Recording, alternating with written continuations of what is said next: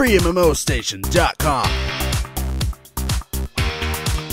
What's up? I'm Skyland Shore with FreeMMOStation, and today we are playing Crusaders of Solaria. And this is by R2 Games, a company that I normally don't enjoy their games, and this is in a genre of game that I really love, but tend to not enjoy whenever companies try to replicate it. So I enjoy Castle Crashers, I enjoy Teenage Mutant Ninja Turtles, a lot of the console versions of these kind of games, and normally these free MMOs, side-scrolling, cartoony beat-em-ups, don't really quite hit it on the nail. So will this be one of those that actually hit it on the nail? Will it actually be good? Well, first off, look at this game. The colors, everything, the art is good.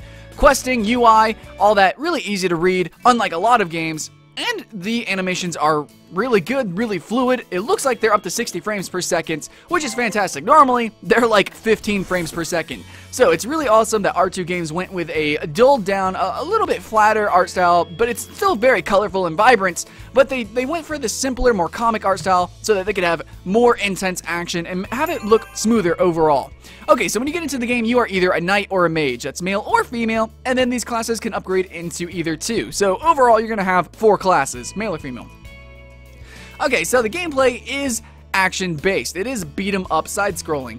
Questing is AFK-worthy, very usual. Okay, we're not even going to talk about it. There is a little bit of questing, a little bit of dialogue and stuff, but nothing that you don't know already. Okay, so here's the action. Here's the combat, guys. Look at this. Woo! Spin to win and have fun. I can see, as a little kid, I could definitely see myself having fun with this, and I'm kind of getting excited right now. Just playing it. Playing with friends, it could be a little bit ridiculous, though the lack of customization is offsetting. I mean, can't change hair color, can't do anything, so that's a little bit disappointed. Controls are pretty easy. You just press buttons. Now, what I have to say is that winning isn't always easy. It looks like the difficulty scale on this game is actually pretty accurate. It seems pretty good.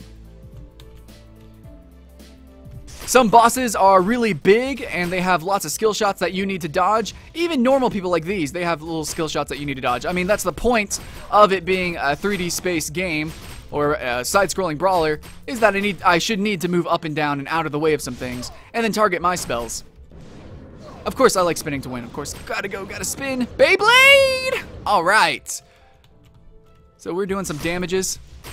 And yeah, you're gonna see big numbers, but it's not as big as what you would expect in other games. Other games, they just throw out tons of digits for no reason. This game, it's a little bit toned down, and I really like that. I really, really like that. R2 Games seems to ump the ante where they needed to up the ante, like I said, with the frame rates, and then they toned down what they needed to tone down. The experience, the gold, all that stuff, it's still there. You're still getting the stigma that you might like if you like these kind of games. You know, just all these numbers, all this loots all over the place. But what I really like is that when you get equipment in this game, you can just sort of automatically equip it and stuff like that. You don't really have too many menus to access, and some menus are actually unaccessible right now. Like, I can't go to leaderboards because I have to be level 30 to see the rankings. I need to be max level before I can enjoy the competition of the game, which kind of makes sense. So right now I'm just in it for the ride. There you go. You just saw some quest dialogue. The quest text is really simple to read. Even just by mashing it, you pretty much get the basis of it. So right now I got to do some enchanting. We're going to go ahead and enchant our sword again. Here, you know, let's just spam the enchant. Let's do this. Can we enchant anything else? Oh, it looks like I already completed the quest. So like I said, yeah, auto-pathing stuff. Easy quests, easy quests. So are we going to enchant some other things? Let's go ahead, let's do that. Oh wait, we have Forge. Okay, so here we go, and it's already enchanted to the max level. Let's enchant some of this stuff. Boom, boom, boom. So yeah, there's a little bit of the stigma with the numbers. And like, look at this, I have a huge amount of gold. What's the point of even having those kind of digits? There's no point. Why am I able to enchant everything to max? Some things just don't make sense. So there's still some things that I don't quite enjoy as an adult, you know, if I'm sitting there thinking about it. But as a child, I could totally see this. Yeah, I think this game is meant for a younger audience, looking at the art style and everything. But it's just really cool that they have some features that I really wish was in their more mature games. So let's go. We gotta go find Terry. Let's go find Terry and let's go brawl. Let's go have some fun. Let's do this. The audio's not so bad. All that, even though the game is still very early in production, everything still, it seems like it has a nice level of polish. So what's up, Kylie? The art is really good. I like this. I like this little anime art style. It's not bad. It's definitely different from what you would normally see in these games, a very European style. So I like it sort of like a chibi anime kind of thing. Definitely would recommend it to younger audiences. So let's go back to what we're going to go to the Salvador docks again. I could party up but I really don't feel a point with it right now. It's so early in the game. Even though there is a slight difficulty, you might possibly fail if you are never played a game before. But it's very easy early on still, especially after enchanting. I could see if you wanted to sort of have artificial difficulty, you could choose not to level up skills or something like that. But really, you shouldn't have to do that in a game. Okay, so we're doing these abilities. It looks like the ship in the back is actually shooting cannons at us. I don't know why it says auto-pathing. Okay, so if you're not using the mouse to move or arrow keys, and you're just mashing buttons, it looked like it was going to auto-path me. Alright, we need to go. The levels, very similar to other R2 games, are very, very short. Extremely short. But at least in this game, it looks like enemies have bigger health bars. They don't die in just one combo. So that's really cool. And they are whittling down my health. They really are.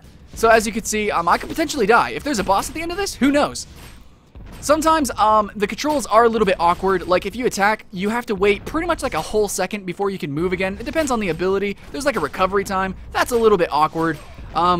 So it's hard to be mechanically gifted in this game. There might be ways to cancel out of animations and things like that, as we see in Super Smash Brothers and other competitive titles like League of Legends. There's ways to cancel out of animations in games that have very sort of tied down controls. Very limited controls. So, I don't know if I can in this game. Right now it just sort of feels awkward, but who knows? Maybe if you get higher level, you might find some ways to break the system. Can you jump?